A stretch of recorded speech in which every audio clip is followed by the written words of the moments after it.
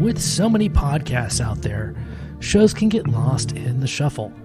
That's why we implore you to check out Too Many Captains. You can find us at amoviepodcast.com. 5 unique takes on Hollywood movies and culture. Find us on Twitter at It's a Film Podcast. Check our intellectual deep dives into theatrical films. Find us on Instagram at Too Many Captains Productions. Unique takes on soundtracks. Find us on Facebook at facebook.com/Too Many Captains Productions. Find us at amoviepodcast.com on Spotify, Apple Podcasts, and Google Play. And now, here comes a new episode of Collateral Cinema. I'm Beau Maddox. And I'm Ashley Chancellor. And this is Collateral Cinema with Collateral Gaming.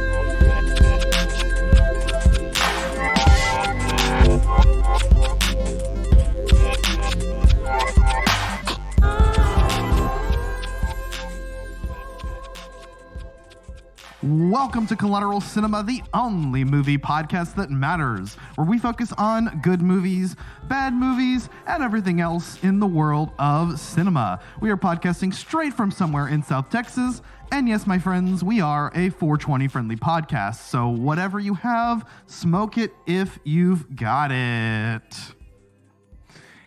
And welcome to Mario Land. Hell yeah. This is our next Collateral Cinema, Collateral Gaming collab.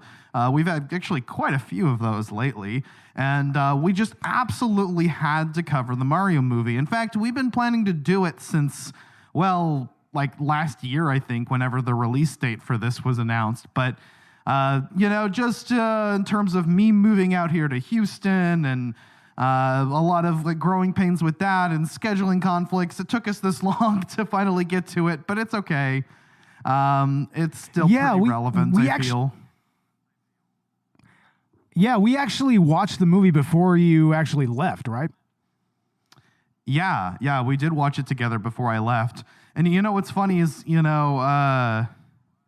we tried to record this episode so many times. This episode proved to be just a little bit cursed, Yeah, no kidding, bro. But we're here. It's happening. Beau and I are recording separately for the first time in quite a while, since COVID, I think.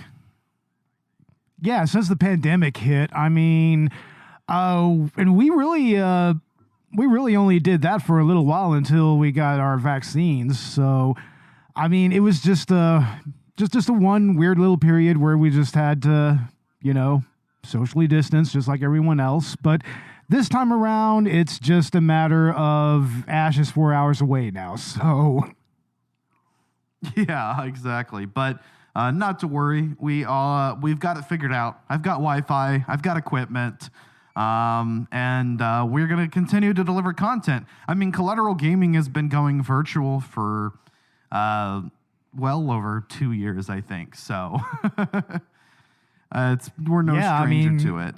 Yeah, I mean, y'all seem to do fine with it. So, I mean, yeah, this is just how we're going to have to do things for now. But anyway, yeah, the movie that Ash actually chose was the Super Mario Brothers movie. This is brought to us by Illumination Studios. Yeah, so this felt somewhat controversial as more and more news about it started coming out. I mean, first of all, Illumination, the group behind the Minions, Despicable Me, which, I mean, some of their films are pretty good. And some of them are very much, just kind of the corporate bane of the Hollywood culture. But I mean, I think I like the Despicable Me movies at least. They're okay. The Minions are obviously the subject of single moms on Facebook, but they're okay. But yeah, it was kind of a interesting news when we first found out about it, because I mean, we haven't had a Nintendo movie since the first Super Mario Brothers movie, right?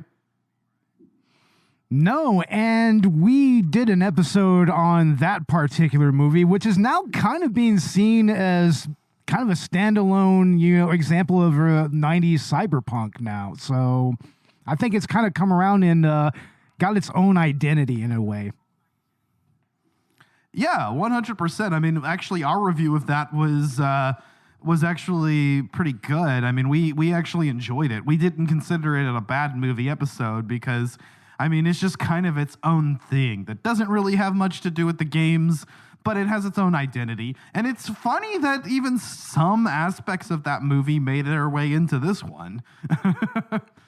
Exactly. I mean, it pretty much has the same conceit as the first movie in that Mario and Luigi, they're pretty much going underneath Brooklyn to solve some type of issue with the plumbing, and they find a dimensional portal to the Mushroom Kingdom.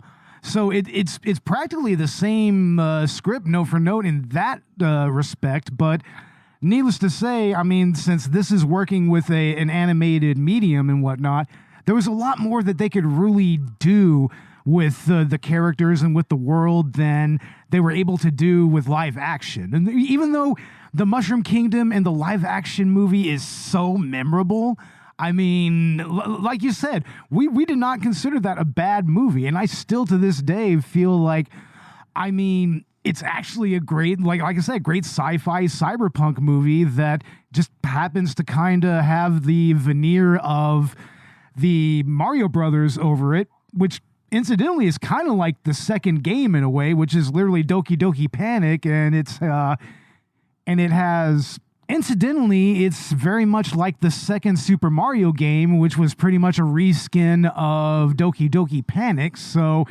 it kind of feels just right that this would be a reskin of the reskin a little bit, right? In a lot of ways, yeah. It's actually really funny that you mentioned that. So, I mean, obviously a lot of parallels with that first movie, oddly enough, with, Mario and Luigi going underneath Brooklyn and to fix some plumbing, and they find a warp pipe to the Mushroom Kingdom. But other than that, I mean, it also just has its own identity, and Nintendo seems to be much more involved this time. So, adding to the controversy, of course, that it was Illumination that was working with Nintendo on this, we also had Chris Pratt in the role of Mario, and it was announced early on that he wouldn't be doing the Italian accent. Thus bringing us to another similarity to the movie and to the original Super Mario Brothers Super Show, which is that they're straight up from Brooklyn, and they have pseudo Brooklyn accents anyway. I mean, Charlie Day actually is from New York, and Chris Pratt, I feel like he's kind of going for that subtle Brooklyn accent.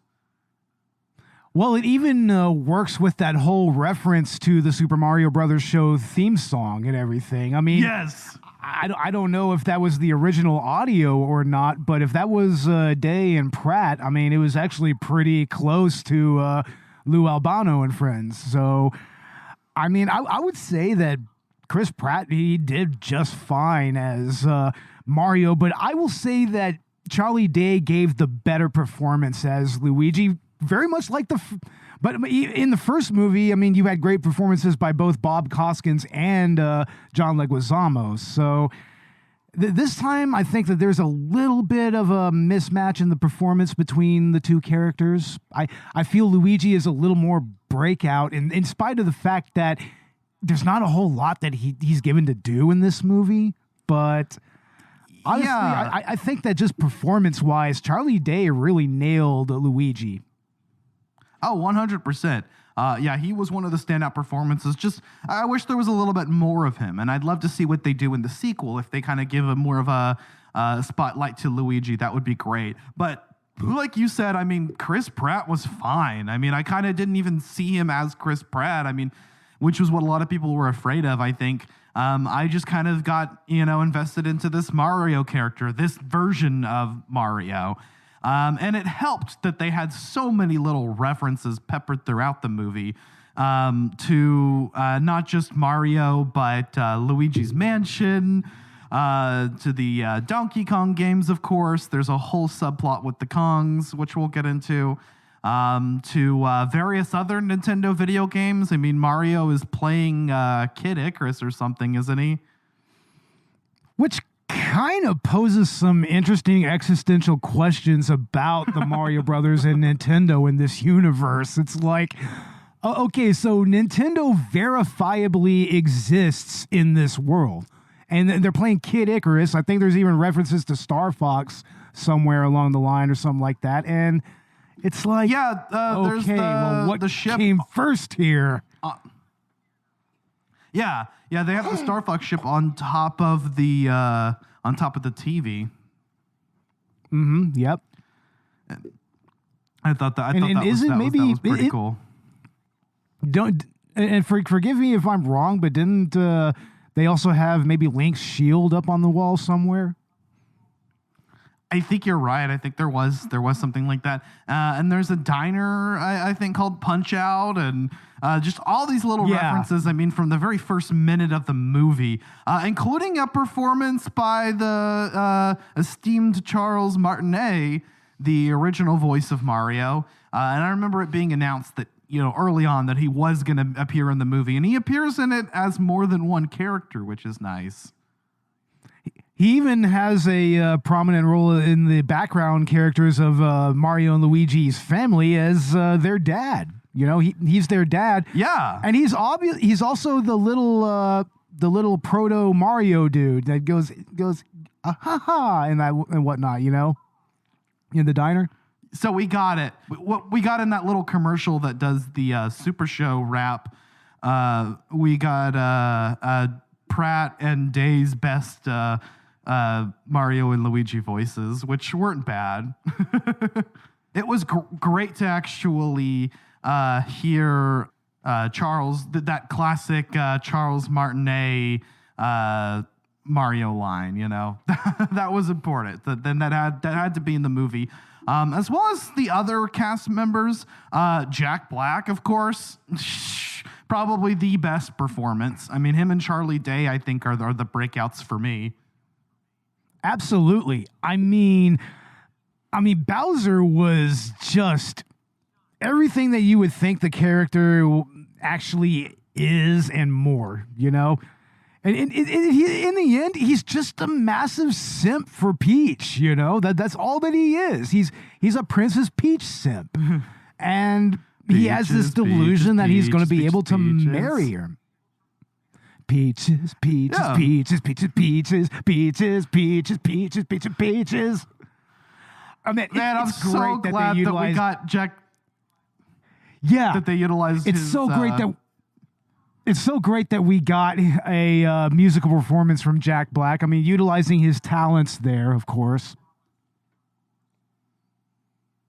Yeah, exactly. I mean, back with his background with Tenacious D and whatnot, I mean, it was just almost obligatory, along with Seth Rogen doing his stupid laugh. Yeah, of course. I mean, he's a total bro version of Donkey Kong that we always knew that we wanted. That we always knew that he was. Yeah, and apparently, I think it was his idea to include the Donkey Kong rap, if I'm not mistaken. Yeah, it was great to have the Donkey Kong rap there. We had to have that. And also, you even get to see some of the characters from the games and from even Donkey Kong 64. Like of course, we see Diddy and Trixie Kong, which is really great. And even a reference like, yeah, especially you, Diddy. And Cranky Kong, of course, who plays a fairly prominent role even. The original Donkey Kong, you might say. References to the original Donkey Kong, of course, during the Mario versus Kong fight, which is cool. I like, how they even reference the way that the original games used power-ups, and how they still use them today. With Mario being a pretty short person in stature. By the way, that's canon in the games as well. In Super Mario Odyssey, he's about half the height of the other of the New Donk Cityers. So yeah, as far as I'm aware, Mario always short as canon. Yeah, he's always been a shorty. He grows twice in size whenever he eats a mushroom. And that's part of the game, and I love how that works. And it kind of actually explains that a little bit, even. Yeah, and it's really notable that this game absolutely captures the way that a Mario game feels, and how and all the little idiosyncrasies of Mario levels and whatnot. I mean, they pretty much nailed it perfectly. Kind of in the same way how Takashi Miike's Phoenix Wright movie really nailed the gameplay of that particular series. And it's great that we're starting to see video game movies really incorporate the gameplay from the source material into the story like that, especially with the action sequences. I mean, shoot, I have the movie Balland in the background here, and I'm watching the part where the dry bones comes after Luigi. Don't ask me how I'm watching this movie right now, by the way. Anyway, but the dry bones coming to life after getting thrown into bits. And I mean, even you were commenting on that. You're like, I hate it when they do that. Oh, I hate that shit. I hate the dry bones. They're such annoying enemies. The only way to really take care of them is to just hit them with a shell, Yeah, exactly. So I do love how, like you said, even just the small little eccentricities of the games and their levels coming through. And then more than one side-scroller level recreation shot in the movie, which, I mean, there's that one that's really cool in Brooklyn that we see where Mario is just kind of hopping over to a job with Luigi in tow, and then of course the training montage later with the level setup. Yeah, as it turns out, Mario is really good at parkour. So I mean that kind of explains his agility and whatnot in universe. And yeah, that recreation of the side-scrolling level, it almost felt like it was aping like the first level of Super Mario World, Yeah, exactly. And I love how Peach is actually even better at the whole parkour thing, and apparently got it on the first try. And I love how they even do the little float animation. I remember we were watching the movie. And I mentioned that I was like, her special ability in Super Mario Brothers 2, and it carries over into the Smash games and other games, is that she can hover. And then she did the little hover thing, and I was like, that was cool. Yeah, once again, they're bringing in all just the little idiosyncrasies of the gameplay and just peppering it all throughout this movie, and I think that's admirable. And I like the way that video game movies are kind of making that a trend. Even in the last Mortal Kombat movie, we started to get more references to the gameplay in that movie even. So yeah, and Anya Taylor-Joy was great as Peach, by the way. I mean, yeah, she's pretty good. Obviously, I think like I said, Charlie Day and Jack Black are the ones that stand out, but Seth Rogen, Chris Pratt, and Anya Taylor-Joy all give pretty good performances. And that helps, as that not only are all the performances good, but the animation is honestly top tier. So, I mean, the execution on this was as good as you could hope for from a video game movie, and it's pretty well written to boot, at least in my opinion. It is well written, although I will say that the actual screenplay has some issues with pacing, kind of, because it really feels like it was just this movie was only an hour and 30 minutes, which is in this day and age is practically refreshing, but that also means that it necessitated that everything just had to happen rapidly, you know. Bam, bam, bam. It's like before we know it, we're in Donkey Kong Land. Before we know it, then we're on Rainbow Road. It's like, and the way that we're introduced to Bowser is even kind of has that beat to it. So yeah, there's some pacing issues with it, you know.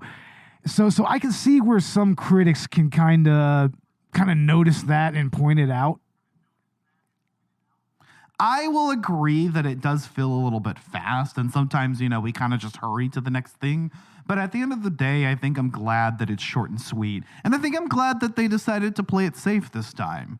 Because, they definitely have room to kind of experiment in the sequels. But, just kind of focusing on delivering, and in my opinion, a quality experience. Like you said, I mean, there are some things I felt like we could have gotten a little bit more of. But the movie being as succinct as it is also works to its advantage. I also think that they should have done more with Luigi. They should have done more with him because Charlie Day was just giving his all into that performance.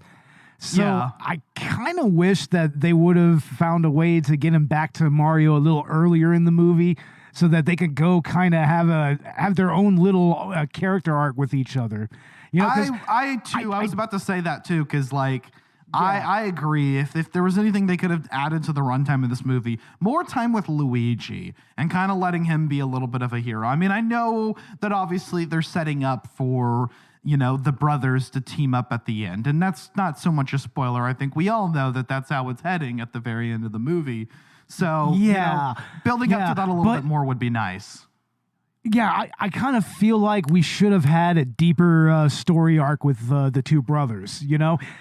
I mean, especially when we're talking about, Mario's motivations in this movie, how he feels very inadequate in Brooklyn and whatnot, and he has to face those inadequacies. I kind of feel like that would have been a little better earned if it would have incorporated the relationship between Mario and Luigi a little better. Yeah, because, I mean, it is the Super Mario Brothers movie, isn't it? And I feel like you don't get a whole lot of them being brothers, but then they're kind of going for that brothers apart kind of thing, too, which is cool. I would like to see some more brothers action in the sequel, I suppose. It is cool on a related note that our four main characters are the cast of Super Mario Brothers 2, right? Yeah, pretty much. Toad, Mario, Luigi, and Peach. Yeah. And you have Key from Key and Peele, Keegan-Michael Key doing Toad, and he's pretty good too. I mean, obviously, I think he does that like cutesy Toad voice pretty well, and actually is his own character that distinguishes himself from the other Toads, right? Exactly. I mean, Toad as a character has always been kind of hit or miss for me. I mean, in some of the games, he's a little annoying, I feel, but in other games, he's kind of okay. But here, like, he really gave him a little more of an identity that I can kind of gel with, you know? I agree. You know, it's funny. In New Super Mario Brothers Wii, you actually have, and I think at New Super Mario Brothers U as well, if I'm not mistaken, the four characters are Mario, Luigi, and Blue and Yellow Toad. And I used to always get pissed off because Dakota and my sister Christian always used to want to pick the Toads. And I was like, they're the most boring characters. Why do you want to be the Toads? And like for me, like I'm a Luigi guy, but if you're player one, you had to be Mario, actually. Oh, of course. You're always Mario if you're player one. That's just kind of tradition with Mario. But yeah, I've always actually been a Luigi guy, so I think that's why I agree with you that I would have loved to see a little bit more Luigi in this movie. But we did get a good little like Luigi's Mansion reference, which was cool. Yeah, that was really cool. And I think that if they make a sequel, they should lean into the Luigi's Mansion thing a little bit, you know? Maybe even make Luigi a little more the focal point of the first part of the story. Yeah, definitely.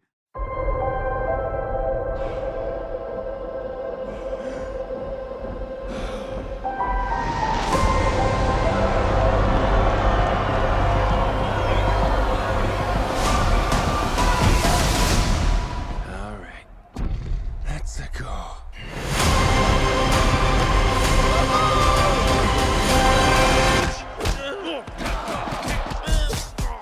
Oh my God. Okay.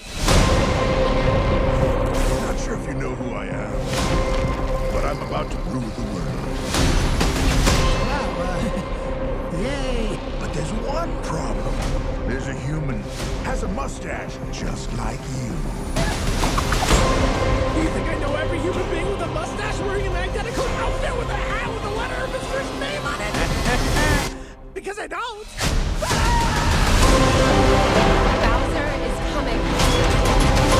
Together, we are going to stop that monster. Wow, look at us. We're adorable. Oh, I got this. No problem.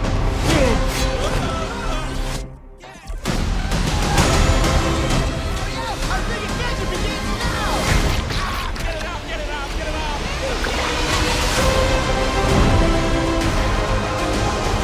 There's a huge universe out there. With a lot of galaxies. They're all counting on us.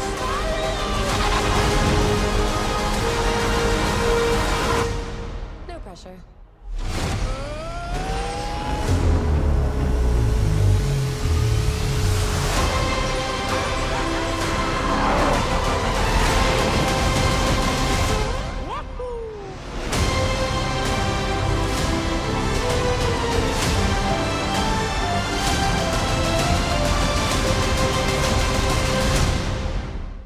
Yeah, make Luigi a bigger focal point of the story, and also bring in Wario and Waluigi. Oh, hell yeah. They need to be involved in the story somehow. And also bring in the haunted houses from Super Mario World. We've got to have Boo up in this motherfucker. I mean, come on. Yeah, now. we did at least get a King Boo and King Babam as well. That was pretty cool. But yeah, bringing the Boos. Yeah, they were just they were background characters at Bowser's wedding, though. Yeah, I think King Bomb and King Boo, they both need to have more prominent roles. So definitely. But 100%, I think the antagonists of the next movie should be Wario and Waluigi, which I think is really the best way to go with it, because they went for the slightly more sympathetic, lovable Bowser in this one, which is cool. The Bowser that we get in like the Mario RPGs. That's a little bit more, he's a villain. Yeah. But at the end of the day, I mean, here he's just a simp. And then in the RPG games, he's kind of played for laughs a little bit. And so sometimes as a protagonist / anti-hero. So it would be cool if they kind of leaned into that more with the second movie, with him just kind of doing his own thing. But not being the main antagonist, and having Wario and Waluigi. And I'm telling you, Danny DeVito better be Wario or we riot. Danny DeVito and John Leguizamo as Waluigi. I agree. That was my idea, and I think that we just bring it full circle. I would also accept Willem Dafoe. I saw an internet casting, and I was like, that I could go for it. But no, I think John Leguizamo is the perfect choice, just because it just kind of brings it full circle. Although he did show up on the web because he criticized the movie for not having enough Latino actors or something. Oh, and I'm like, yeah. That's a little bit weird. I mean, because like the Mario Brothers are Italian, but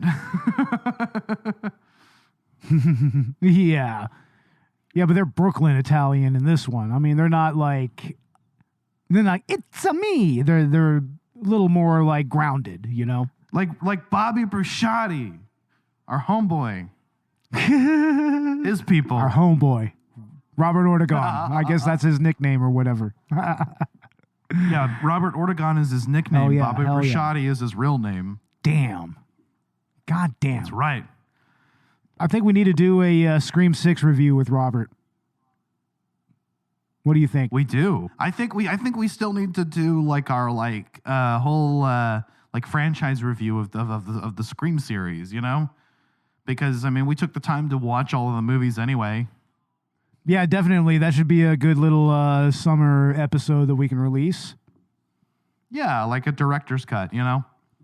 Yeah. Or something. But anyway, the Super Mario Brothers movie, I was actually genuinely surprised. It was it was actually really good.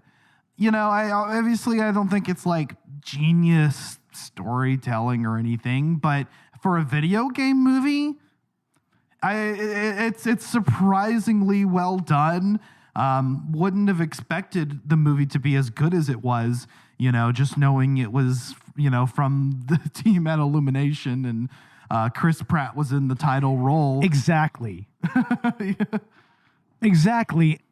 And let me tell you, I mean, I had a blast watching the movie. I mean, even in spite of the pacing issues, I mean, like I said, it was nice to just have a 90-minute movie for a change. I mean, there's this weird trend where even big blockbuster movies, they have to be like over 2.5 hours long. And it's like, I don't know. I just like them. I just like a nice little compact story every now and again, you know?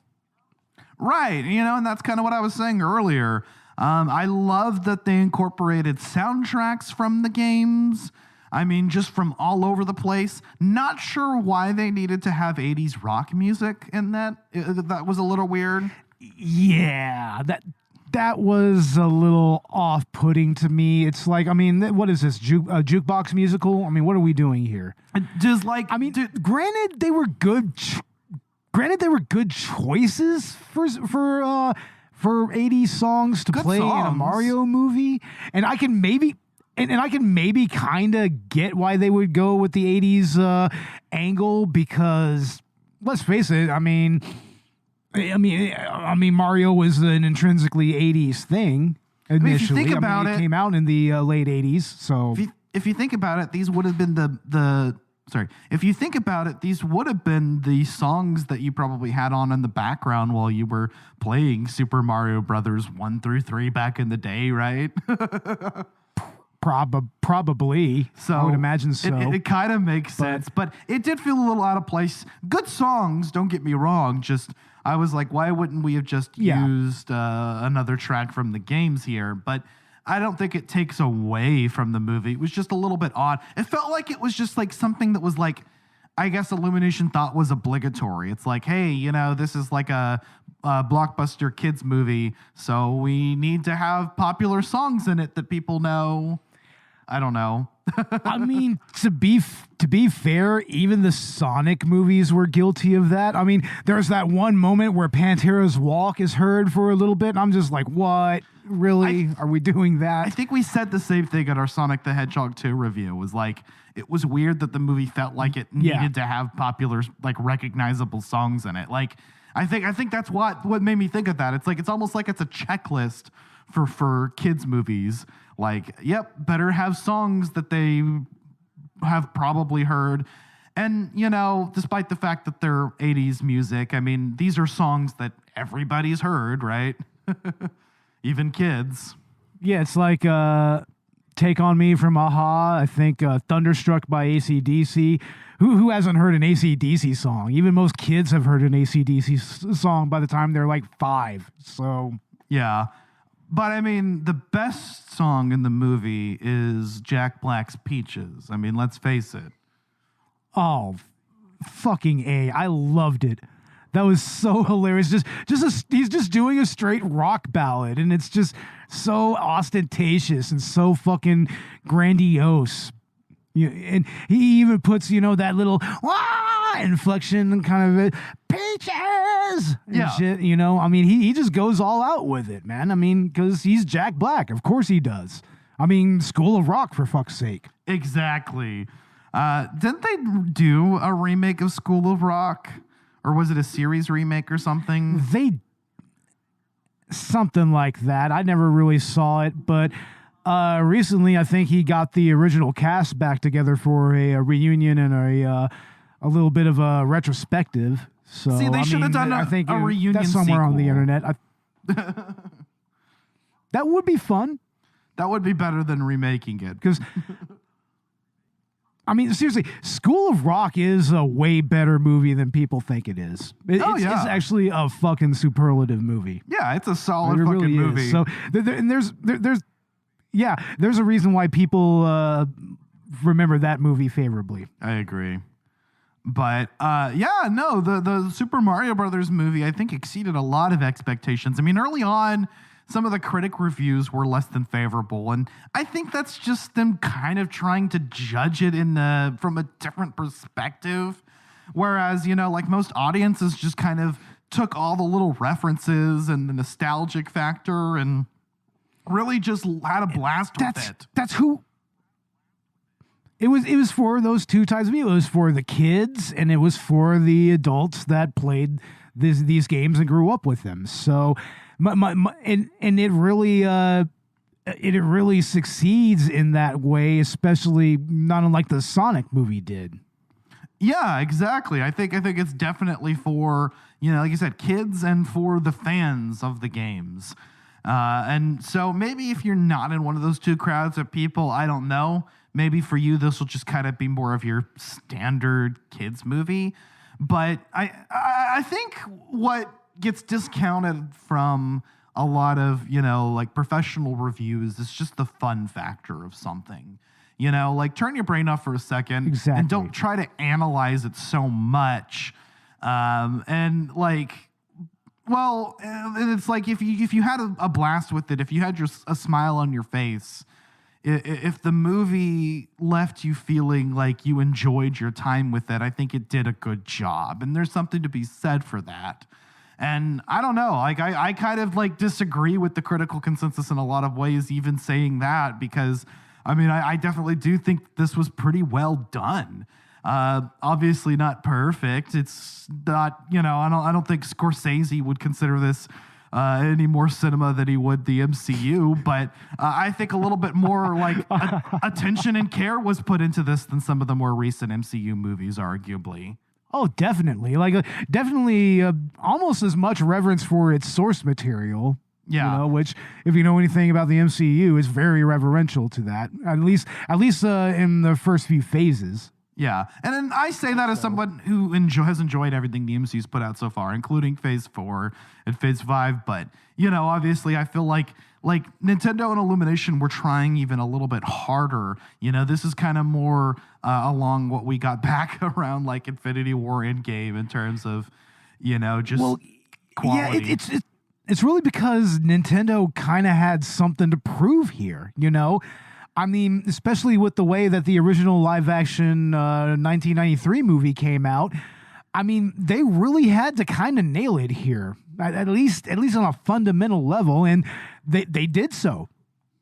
Yeah, I definitely agree. Not only is it a blast, but I feel like the story is pretty good. I felt invested in what was going on and the characters, if it was a little rushed.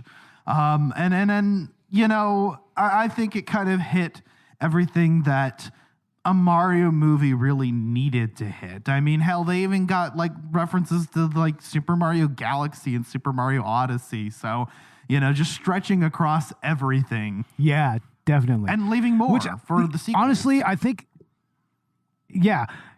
speaking of the sequels, instead of giving final thoughts here, let's go ahead and just kind of talk about what kind of references we want to see in the next movie. Given all the different references that we talked about earlier, what would you like to see in the next Super Mario Brothers movie?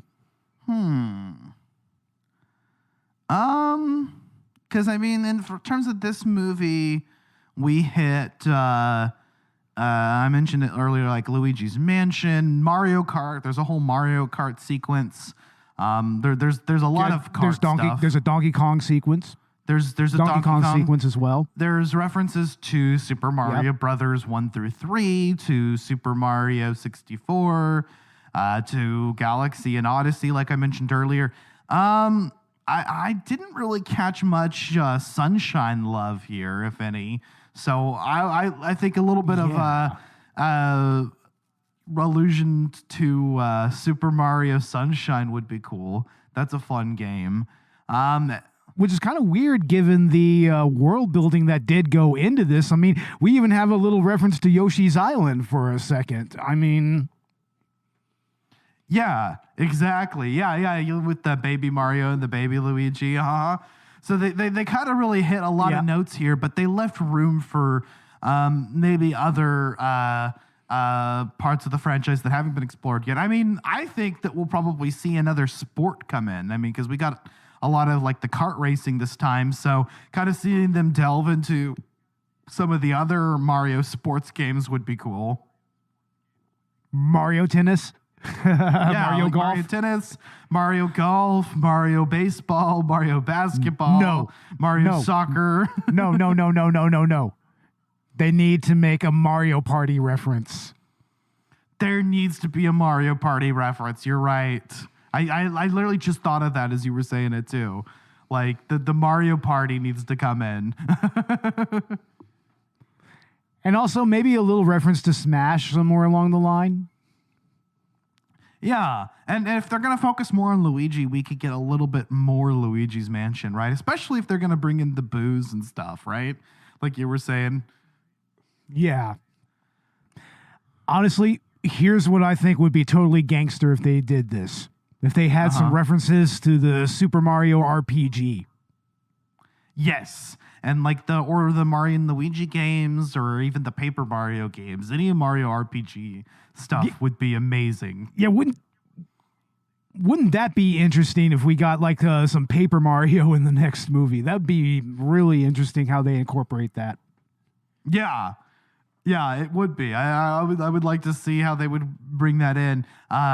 Let's see, there was a Mario and Luigi and Paper Mario crossover where like Paper Mario was like a separate character from another dimension. So, but they could also just easily have them just go somewhere where they all turn into paper or something for a little bit, and that would be enough of a reference.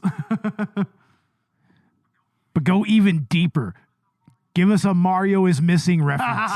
They won't. Nintendo wants you to forget that exists. Or what was the 3DO Mario? I don't know. I know Mario's Missing was the CDI Mario. No, that was Hotel Mario. Yeah, no, CDI. Yeah, the CDI Mario. What's the other CDI Hotel Mario? Hotel Mario. Yeah. To go real gangster. Have that referenced in the next one. Yeah.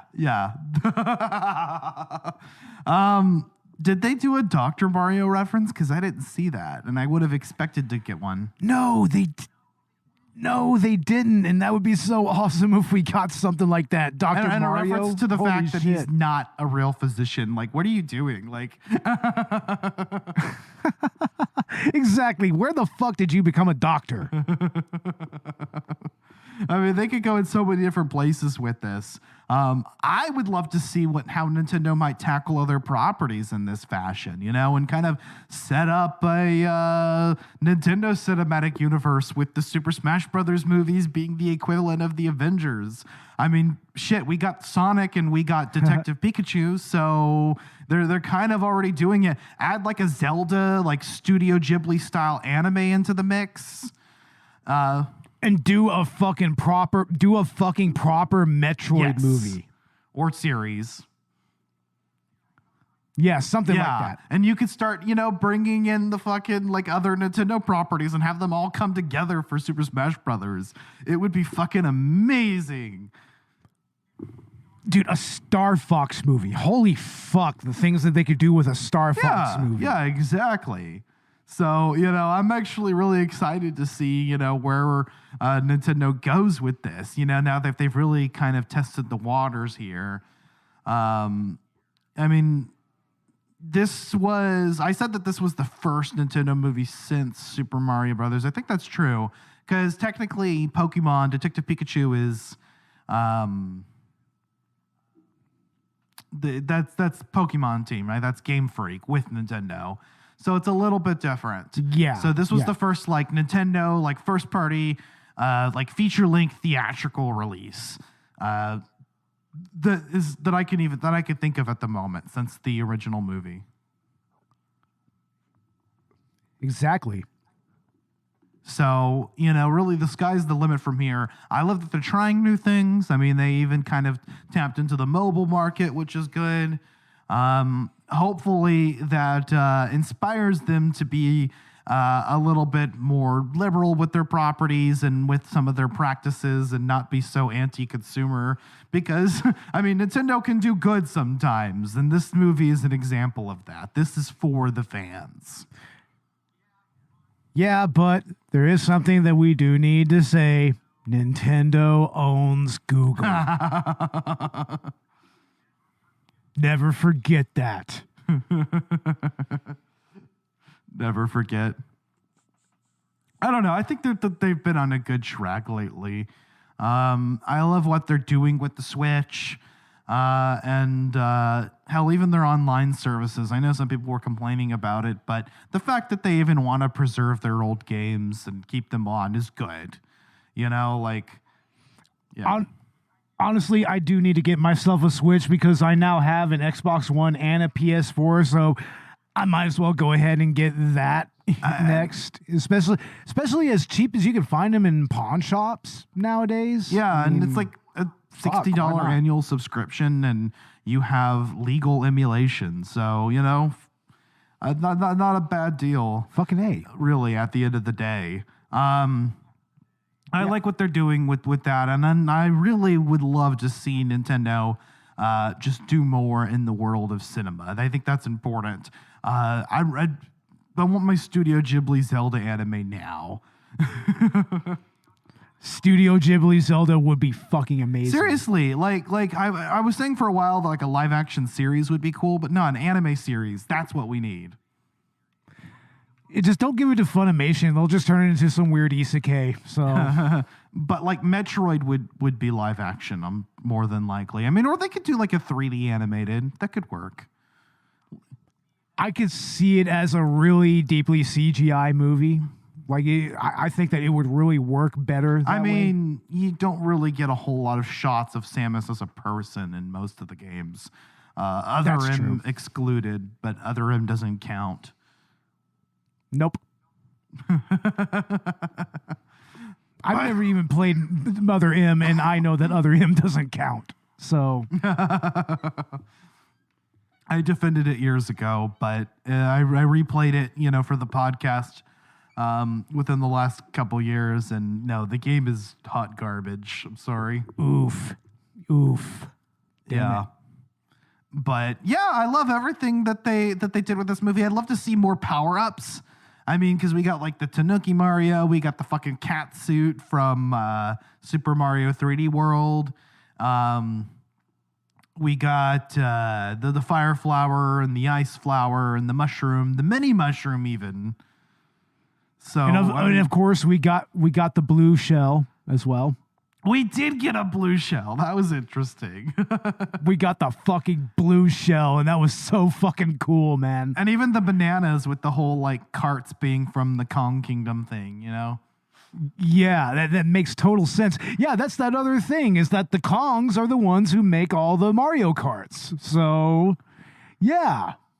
Now the bananas being a part of Mario Kart makes a lot more sense, huh?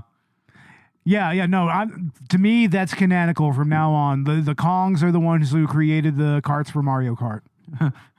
But see, what I was saying a few years ago is we need to get like a Death Race style like Mario Kart movie, just like dedicated to that.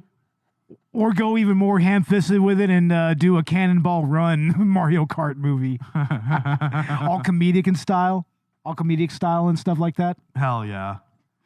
All right, Beau. Well, anything else to add about the Super Mario Brothers movie 2023? I'm glad that this is the first actual video game movie to make billions of dollars worldwide.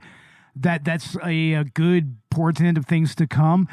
And I'm looking forward to the NCU, the Nintendo Cinematic Universe. They really could establish that, given that they pretty much already done so with the Smash games. So, yeah, bring us that.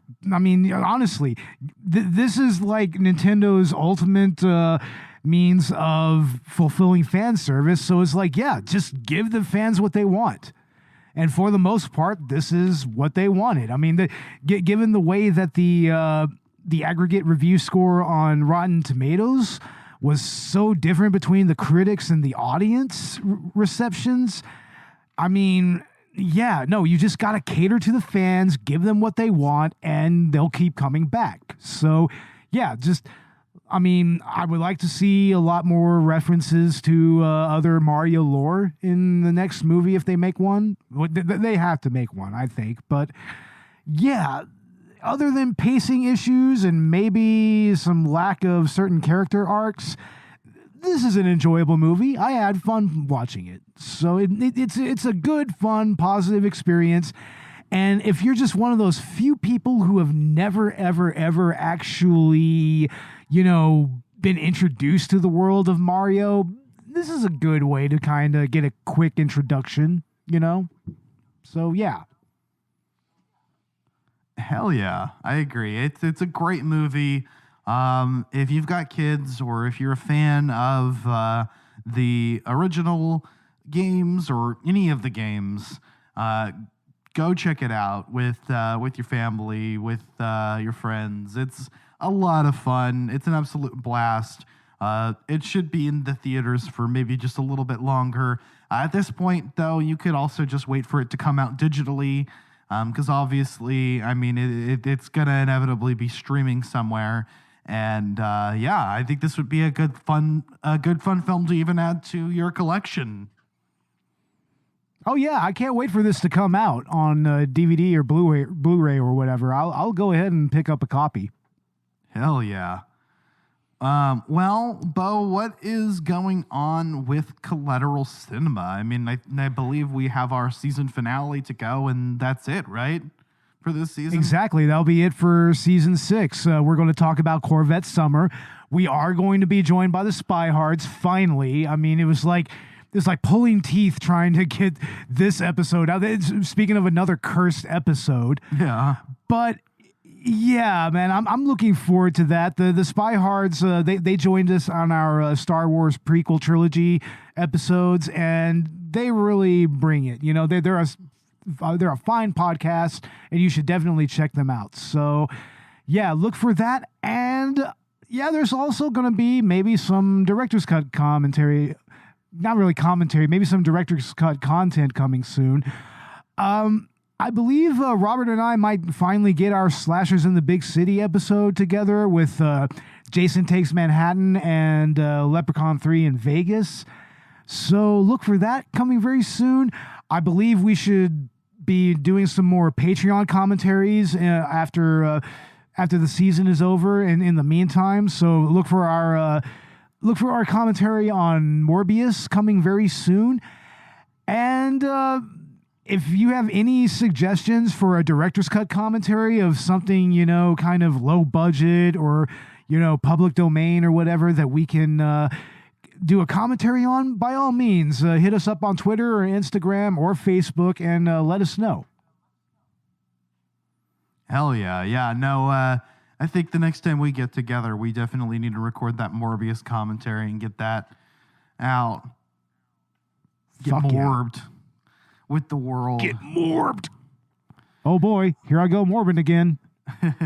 On the Collateral Gaming side, this last month we were supposed to do Plumbers Don't Wear Ties and E.T.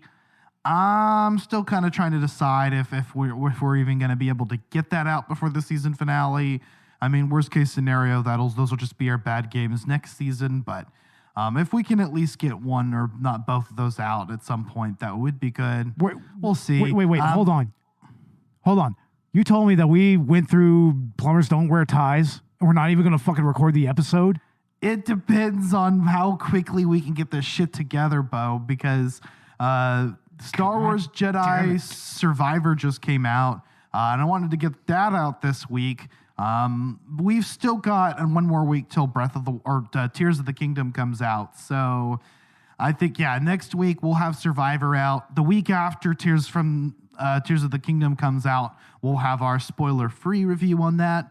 And then anytime from a couple weeks to however long we need, we'll have part 2 out of our season finale on Tears of the Kingdom, where we'll go into like the full spoiler territory. So that's what's kind of slated to move forward. A little bit tentative, like I mentioned. It just kind of depends on how quickly we can get everything together. We did suffer through Plumbers Don't Wear Ties together, so... Yeah, I was about to say, Ash, you really made me sit through that, and we're not even going to get the episode out this season. God damn it. I don't know, Beau. It depends on if you and I can get together and get that recorded. I'm not opposed to getting both that and Survivor out next week. But then we're getting into the season finale, and I'm really, really excited about the new Zelda. So it's going to be awesome. Also, Jedi Survivor is really, really good. I don't anticipate I'll finish the game before we do our review, but I'll definitely come back to it if not. Yeah, definitely.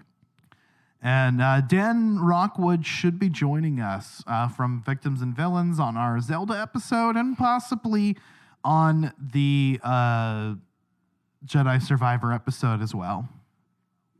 Excellent. But yeah, go check out our podcast wherever you get your podcasts.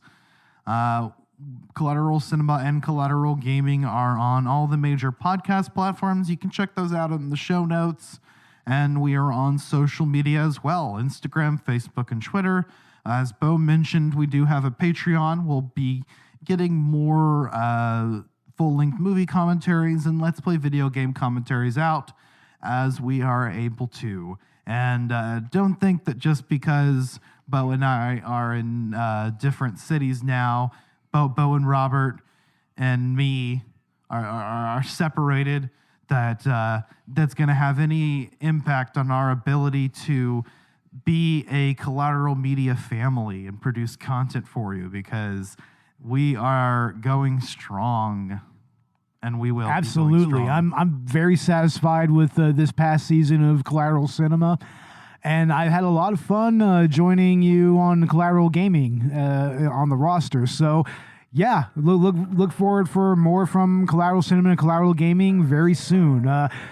We'll probably have our next season planned out and programmed here very soon. So yeah, just keep an ear out and an eye out for it. And yeah, we'll be back very soon.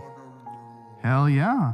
Alrighty, well, with that being said, it's me, Ashley. Mamma mia, it's me, a ball. And this has been Collateral Cinema with Collateral Gaming. We are out. That's right, paisanos. Stay in school, kids. And don't do drugs or you'll go to hell. Laters.